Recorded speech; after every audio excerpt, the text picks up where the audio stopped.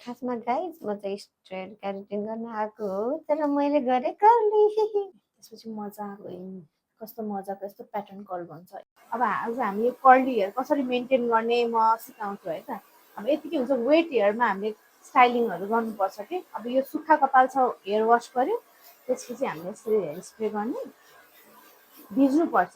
Product लाउने बेला भिज्नु पर्यो कपाल मजाले। अब यसरी भिजेको हुन्छ नि हेयर भिजिसकेपछि चाहिँ अब हामीले यसमा क्रिम लाउने के सर र प्रेइङ ह्यान्ड्स लिएर चित्तोको क्रिम लिने लिभिङ कन्डिसनरहरू मजाले इमल्सिफाई गर्ने यसरी त्यसपछि मजाले सबै हेयरमा यसरी लाउनुपर्छ। थोरै गर्दै लाउने मजाले चारैतिर पुगोस् यस्तो गर्ने।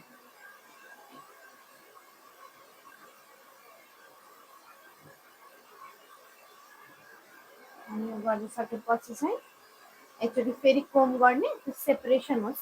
त्यो लगाइसकेपछि मजाले कोम गर्ने। त्यसपछि चाहिँ अब के गर्छौँ हामी स्क्रन्च गर्छौँ हल्का हल्का लुज गरेर यस्तो स्क्रन्च गर्ने। नर्मल स्टाइलिङ र एकदम त्यो डेफिनेसनवाला स्टाइलिङ फेरि फरक हुन्छ कि।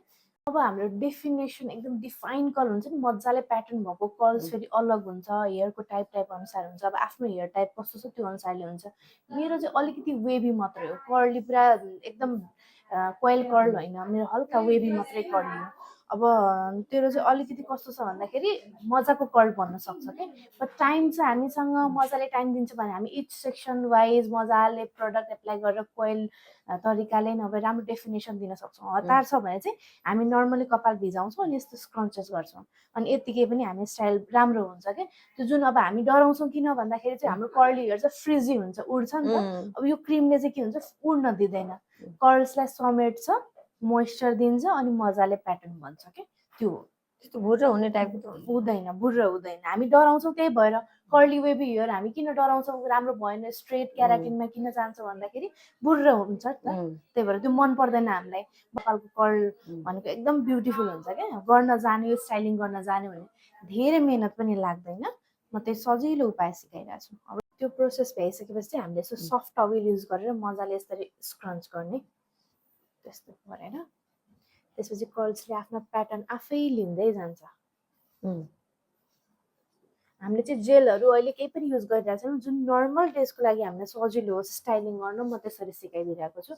अब त्यो फेरि यत्रो लङ प्रोसेस गऱ्यो भने पछि सधैँभरि गर्न अल्छी लाग्छ नि त त्यति लङ प्रोसेस। सजिलो उपाय हो यो चाहिँ। अब यो भिजेको छ अलिअलि भिज्दाखेरि यसो हुन्छ यो ड्राई भयो। सपोज अब टाइम छ अगाडिको मात्र हामीले अलिकति डेफिनेसन दिन मिल्यो।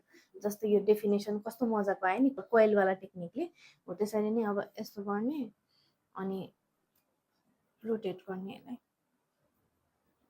यसरी त्यसपछि यसरी छोडिदिने त्यसपछि मजाको कस्तो मजाको यस्तो प्याटर्न कर्ल भन्छ। इफ टाइम छ भने चाहिँ हामीले यसरी गर्ने टाइम छैन भने नर्मल स्क्रन्च गरेर पनि मेसी हेयर टाइपको यस्तो राम्रो देखिन्छ कि है।